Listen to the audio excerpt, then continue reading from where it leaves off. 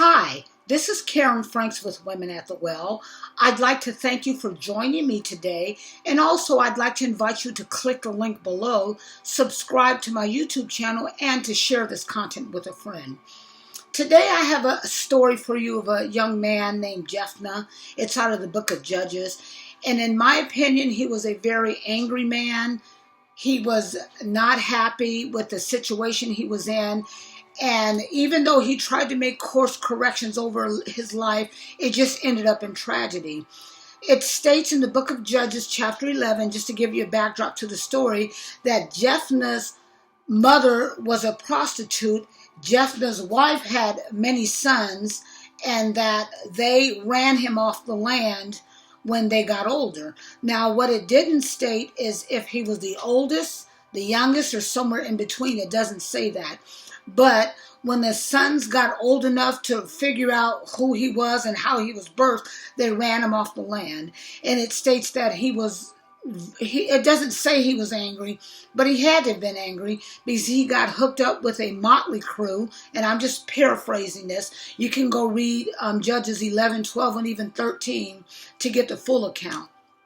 But anyway, he hooked up with a crew of people. They were out doing wrong. They were out warring. They were out just causing a bunch of trouble. But Jephthah was a mighty man, and he was very successful in the wrong that he was doing.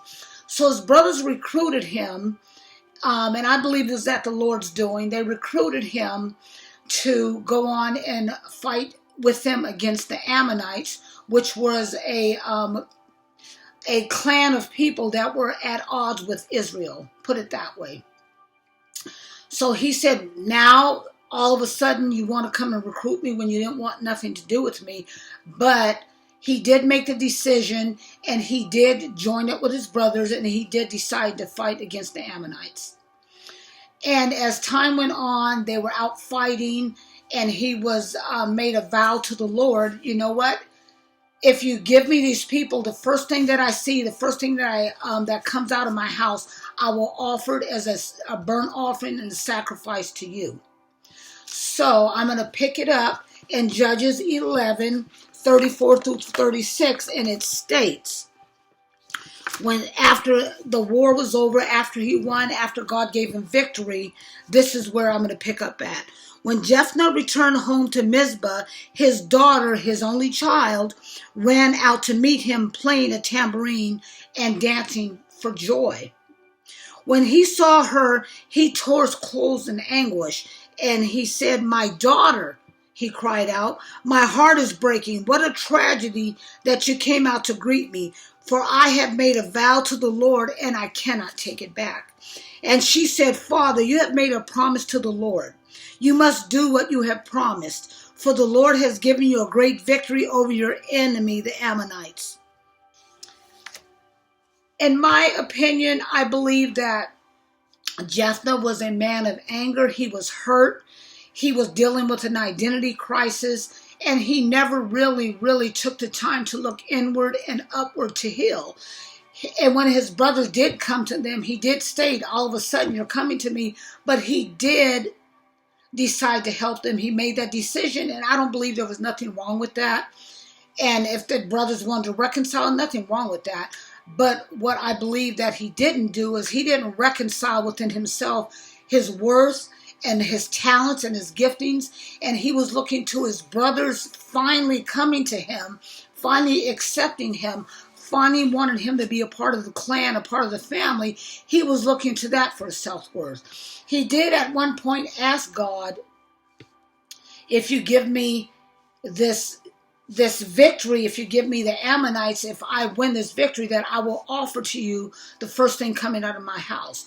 But I tend not to believe that he did it with a heart of knowing who he was and honoring God, because he was still dealing with his crisis of who he was and what his identity was. He was looking to the victory. He was looking to his brothers. He was looking to everything except who God created him to be, and that he had his self-worth and his acceptance in Christ, not in all these things that were going on, not in all these things that he could accomplish through his abilities. and he made that vow very rashly. Perhaps he had it in his mind that once he won the victory that he would be installed as a king and that his lineage would forever have a kingship through Jephthah, his line. But ultimately, at the end of the day, the rash decisions that he made, he ended up killing the only child that he had through his lineage that could have come through his lineage, any further children.